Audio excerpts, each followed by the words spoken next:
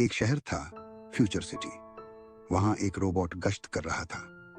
अचानक एक कुत्ते के रोने की आवाज आई।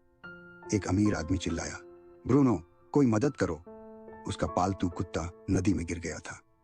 रोबोट बिना सोचे समझे पानी में कूद पड़ा। पानी का बहाव तेज था, लेकिन रोबोट ने कुत्ते को पकड़ लिया। रोबोट ने कुत्ते को बाहर निकाला। अमीर आदमी भागकर आया और बोला, तुमने मेरी जान बचा ली। लोग तालियां बजाने लगे।